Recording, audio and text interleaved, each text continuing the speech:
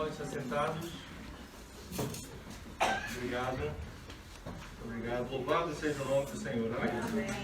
Glória a Deus. Que bom estarmos aqui juntos para louvarmos ao Senhor desta maneira. Lá vou eu outra vez com a máscara. Que bom estarmos juntos para louvarmos a Deus juntos desta maneira, não é? Aleluia. Deus está sempre, mas nem sempre nós estamos juntos para louvarmos desta maneira. E é uma bênção muito grande. Bem-vindos a todos que conseguiram estar no dia de chuva. Viram? Que dia de chuva? Glória a Deus, porque não está a chover neste momento. E são bem-vindos. São bem-vindos os que estão também na sala da TV, lá em cima. Nós temos uma sala a funcionar para que mais pessoas possam estar. A família BIM novamente está lá a dar lugar para nós aqui embaixo. Louvamos a Deus pelas suas vidas. Obrigado, família BIM. Por isso é que o Daniel já não está aqui, ele está lá com a família. E outros que chegaram mais no final também estão lá. Espero que tenham gostado da sala de TV do Miminho aí que nós preparamos para quem vai para a sala de TV, não é? Então provavelmente agora estão lá a fazer uma pequena festa, não sei, eu depois vou saber. E vocês que estão em casa também, bem-vindos a este culto que estamos a prestar ao Senhor Jesus. Amém? Glória a Deus. No dia de Pentecostes, já temos falado sobre isso algumas vezes aqui, 50 dias após a Páscoa dos judeus e a crucificação de Cristo naquele ano, milhares em Jerusalém presenciaram algo extraordinário, simplesmente surpreendente. E Lucas relata isso em Atos capítulo 2, relata algumas coisas, obviamente não relata tudo, mas podemos abrir em Atos capítulo 2, no versículo 14. Atos 2, versículo 14. Atos 2, versículo 14. Lemos assim: então se levantou Pedro com os 11 e, erguendo a voz, advertiu-os nestes termos: varões judeus e todos os habitantes de Jerusalém, tomai conhecimento disto e atentai nas minhas palavras. Estes homens não estão embriagados, como vinhos pensando, sendo esta a terceira hora do dia, mas o que ocorre é o que foi dito por intermédio do profeta Joel. Atentem para isso. E acontecerá nos últimos dias, diz o Senhor, que derramarei do meu espírito sobre toda a carne. Vossos filhos e vossas filhas profetizarão. Vossos jovens terão visões e sonharão os vossos velhos. Até sobre os meus servos e sobre as minhas servas derramarei do meu espírito naqueles dias e profetizarão.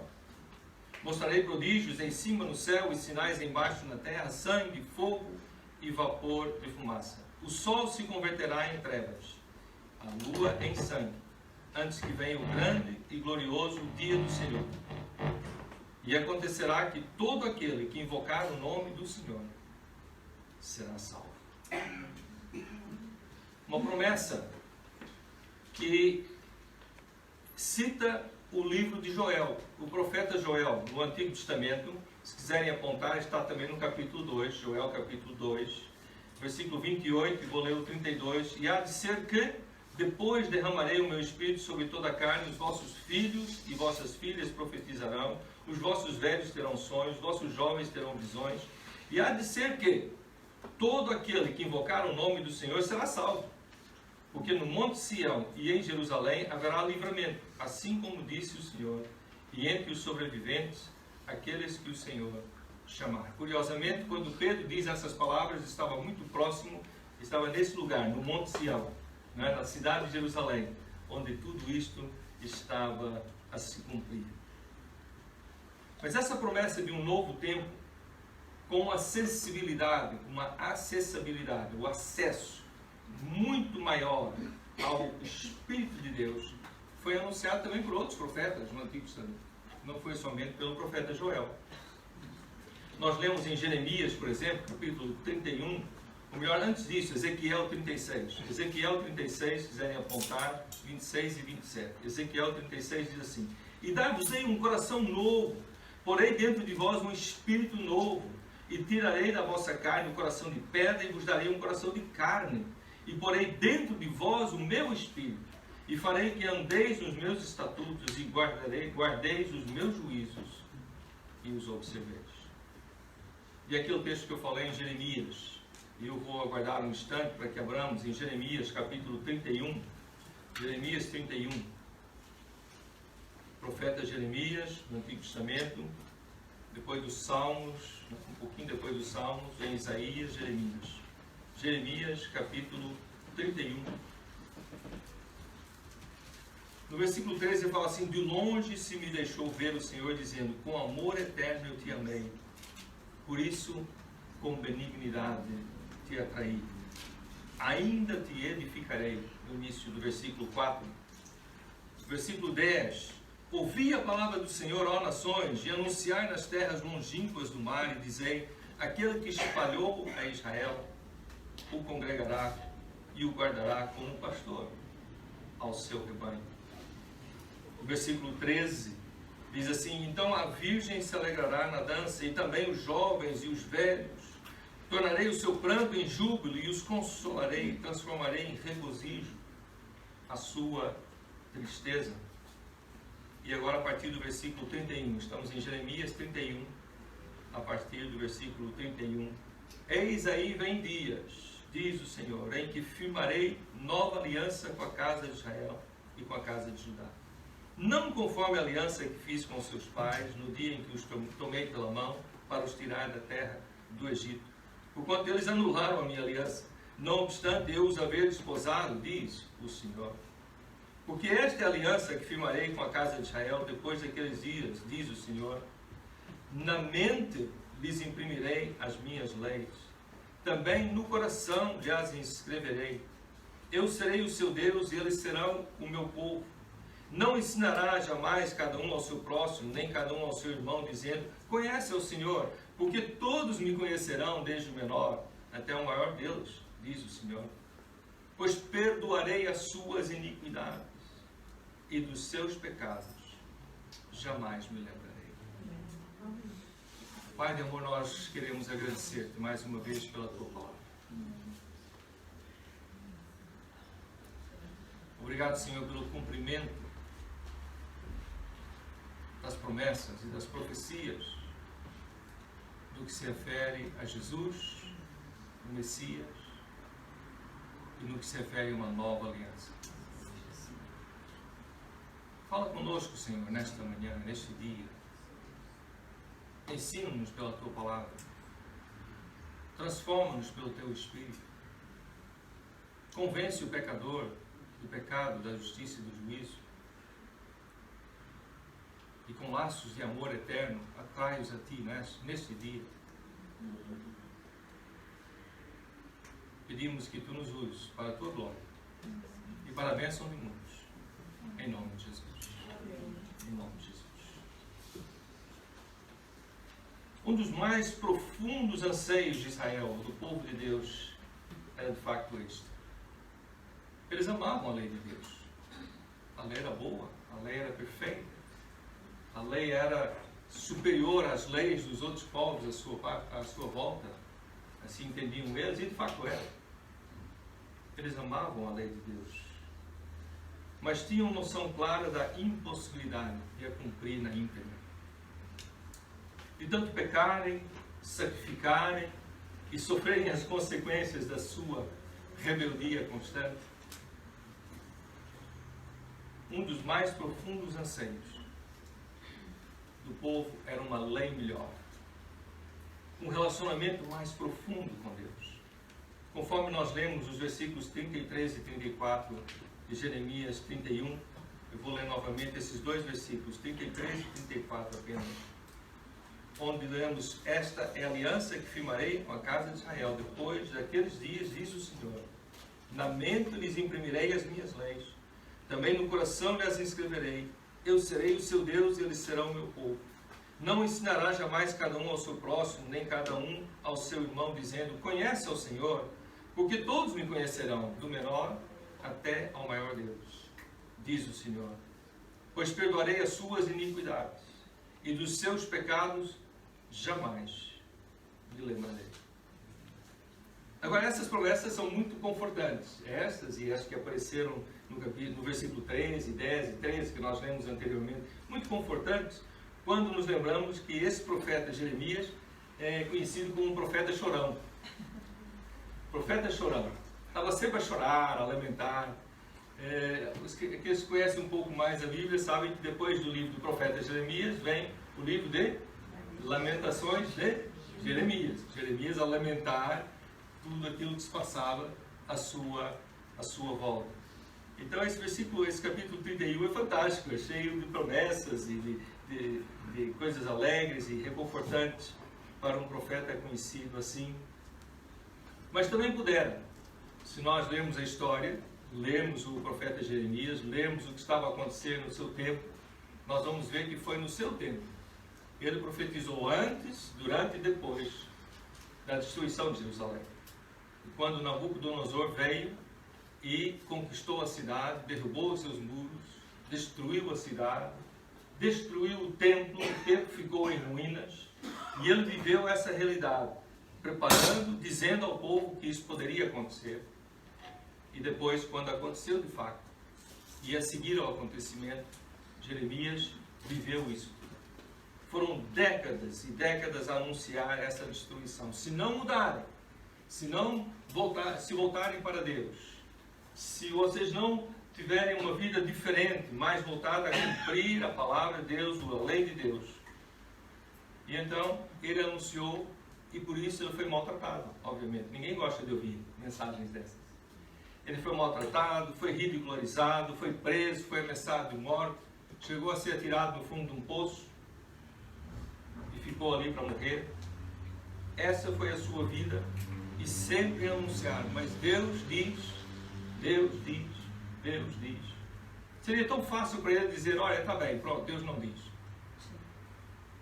Mas ele foi fiel a Deus, e não aquilo que era mais fácil. E sofreu com isso. E obviamente, nós temos as lamentações de Jeremias e o livro de Jeremias para comprovar todo o seu sofrimento. Então, em resumo dessa longa introdução, que eu ainda estou na introdução, prometo que o corpo da mensagem vai ser mais curto. O corpo vai ser mais curto, mas a introdução é longa.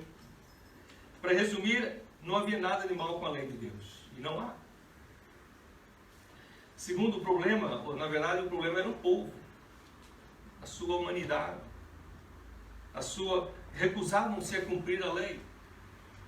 Mas espera aí, recusavam-se a cumprir a lei? Parece familiar. Conhece alguém assim? Algum povo? Alguma família? Alguma geração? Recusavam-se a cumprir a lei. E o castigo prometido veio sobre a nação no tempo de Jeremias. Os sacrifícios a Deus multiplicavam-se por reconhecerem os seus pecados. Mas a rebelião e a imoralidade não cessavam. Pelo contrário, ultrapassaram todos os limites. Então Israel tinha a noção de que a antiga aliança, o Antigo Testamento, não estava a funcionar.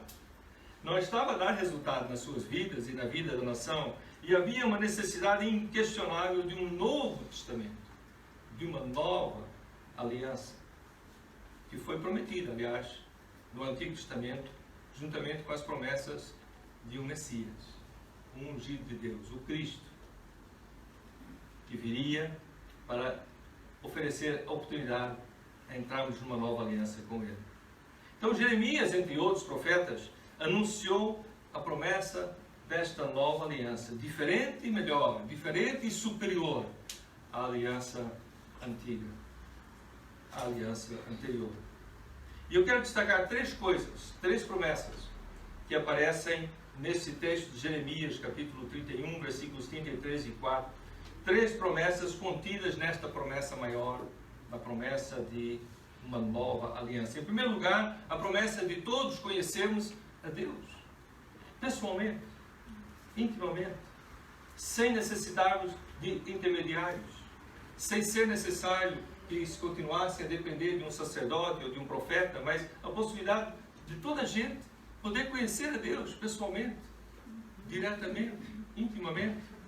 É a promessa da nova aliança. Um acesso igual para todos.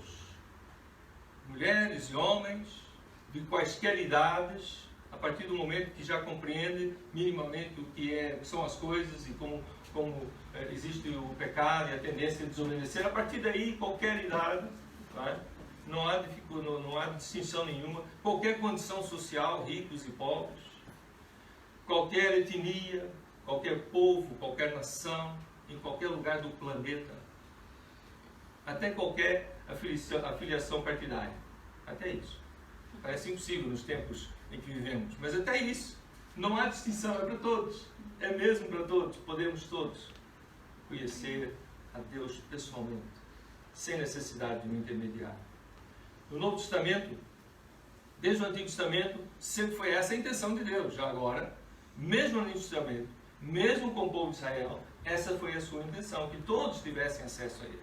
As pessoas é que não quiseram, não compreenderam e ficaram sempre a depender de um sacerdote, de um culto, de um profeta. Essa sempre foi a intenção. No livro aos Hebreus, no Novo Testamento, capítulo 4, 16, podem apontar para ler depois, Hebreus 4, 16, nós lemos assim: cheguemos, pois, com confiança ao trono da graça, para que possamos alcançar misericórdia e achar graça, a fim de sermos ajudados em tempo oportuno. Na Nova Aliança é assim, para todos. Não é só para sacerdotes e profetas e pessoas, monges e eremitas, todos. Cheguemos, pois, com confiança ao trono da graça, para que possamos alcançar misericórdia, achar graça, a fim de sermos ajudados em tempo oportuno. Mas alguém poderá perguntar, mas como isso é possível se o nosso pecado faz separação entre nós e Deus, que é santo?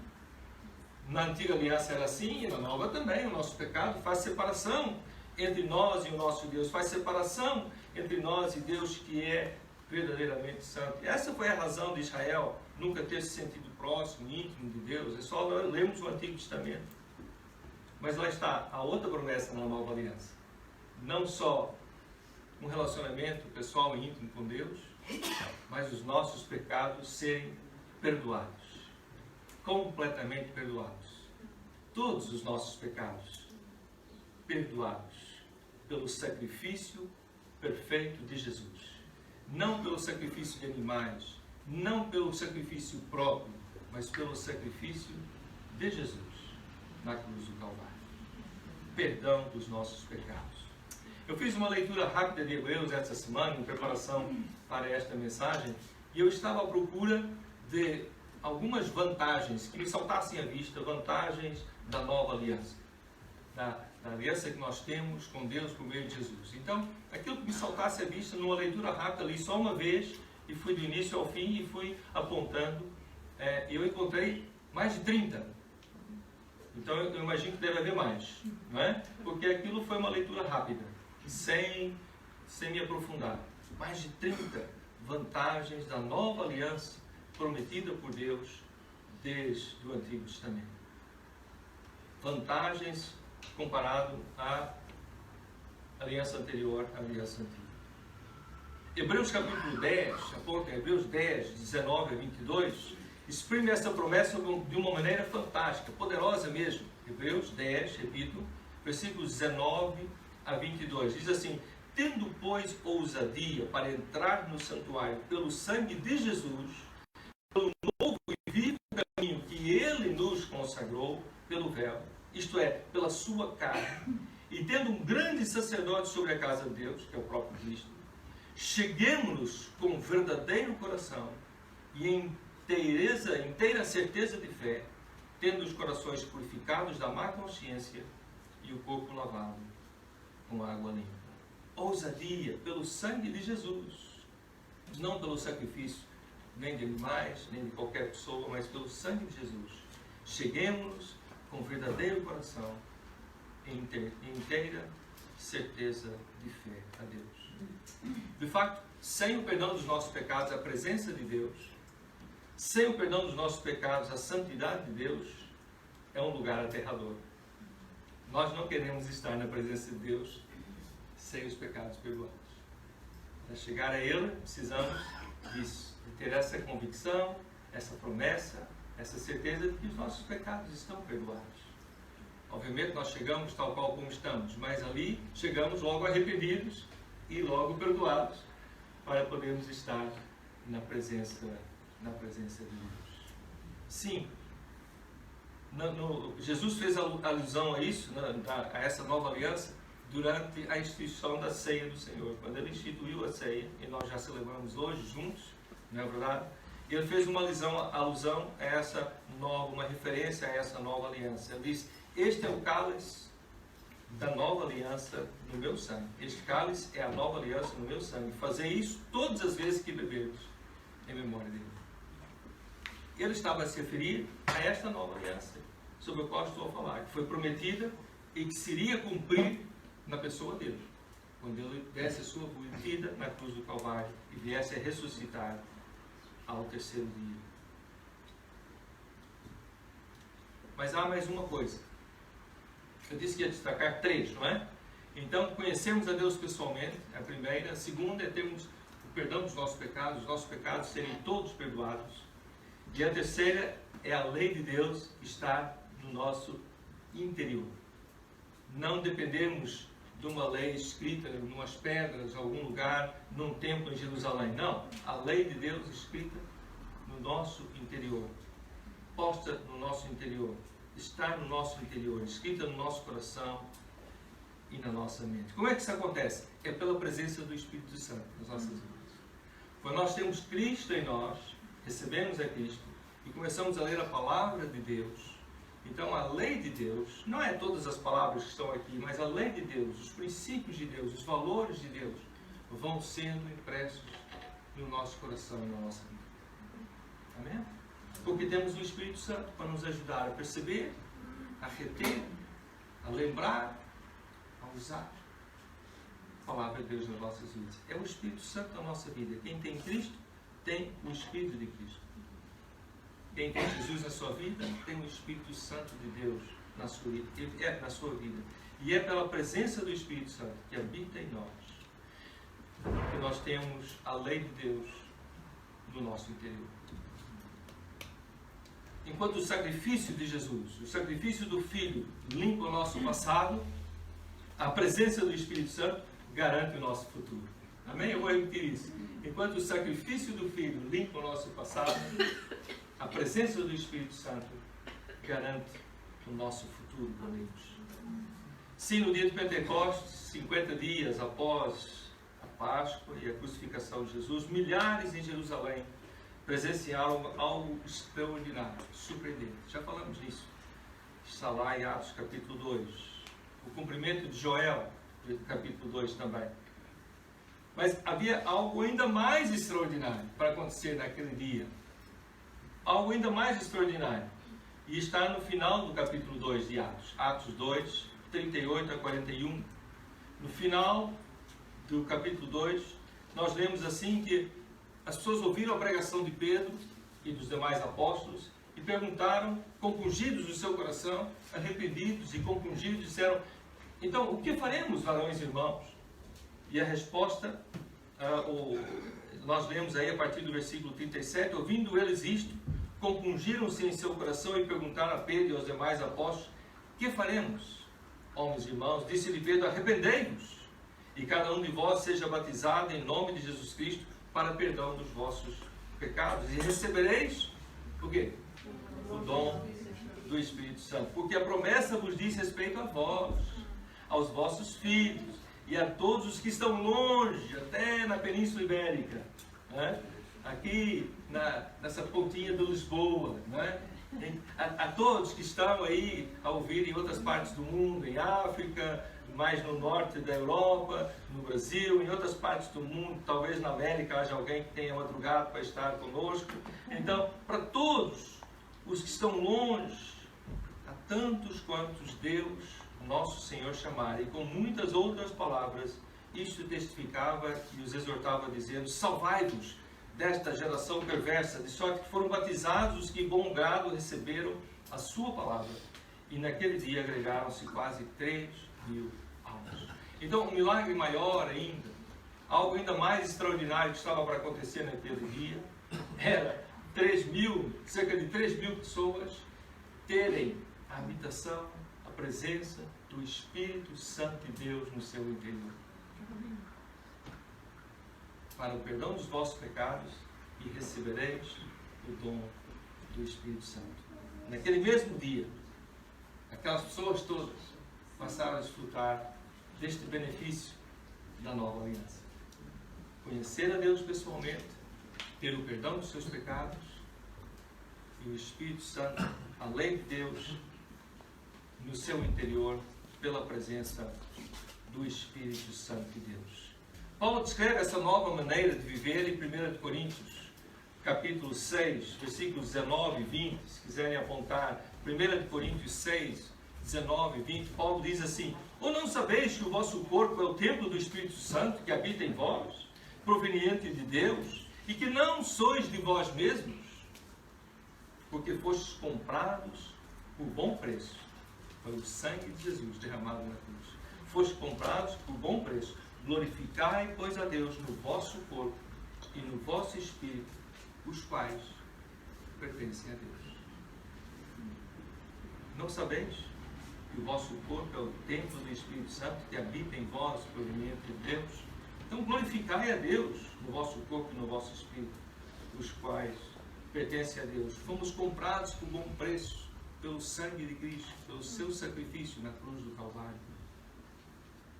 Na segunda carta de Paulo aos Coríntios, capítulo 3, versículo 6, termina assim. O versículo 6 termina assim: a letra mata e o Espírito vivifica.